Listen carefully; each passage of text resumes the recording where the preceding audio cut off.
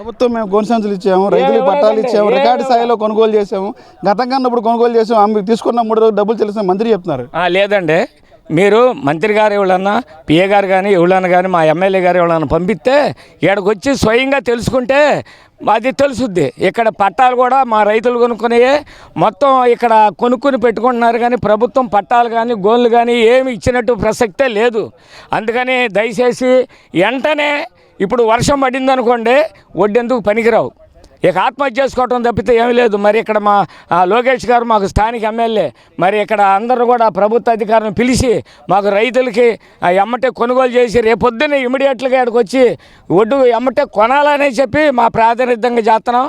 లేనిపోయిన పక్షంలో మరి ఇక్కడికి వచ్చేవరకు రాజధాని ప్రదంగా ఉండవల్లి ఎంట్రన్స్ గ్రామం, అవసరమైతే రేపు రోడ్డు మీద ఎక్కి చక్కగా ఇక్కడ ధర్నా కార్యక్రమం కూడా చేస్తామని చెప్పి ప్రభుత్వ అధికారులు వెంటనే వచ్చి మాకు ఈ ఒడ్డు కొనాలనేది.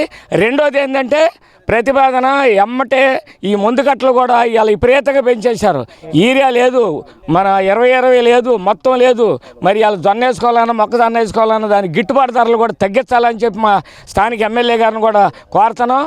వెంటనే ఇప్పుడు ఎలాంటివి వచ్చి ఎవరో ప్లాట్లు కొనుక్కున్నారు వాళ్ళని అణుకి ఏమంటే మేము ప్లాట్లు పోసుకోమంటే వాళ్ళ బతులు ఆడితే ఇది రోడ్లు వేసుకున్నారు, ఈ రోడ్లు అమ్మంటే మేము పోసుకోవడం జరిగింది. లేకపోతే పోసుకుంటానికి అవకాశం లేదు. దేవుడు మాన్యంలో పెడితే గట్టిగా 2-3 దుక్కులు వాన పడితే మొత్తం మునిగిపోతాయి. అందుకని దయచేసి మాకు ఈ తడవ ఎఫ్సిఐ ఒక గోడం ఎలక్ట్మెంట్ చేయాలి. వెంటనే రేపొద్దునే మాకు వచ్చి మాకు ఒడ్డు కొనుగోలు చేసి రైతులను ఆదుకోవాలని చెప్పి ప్రభుత్వాన్ని మేము మరీ కోరుతున్నాం. నా పేరు వీరాస్వామి, రైతు సంఘం ఉపాధ్యక్షుడు, ఉండవల్లి.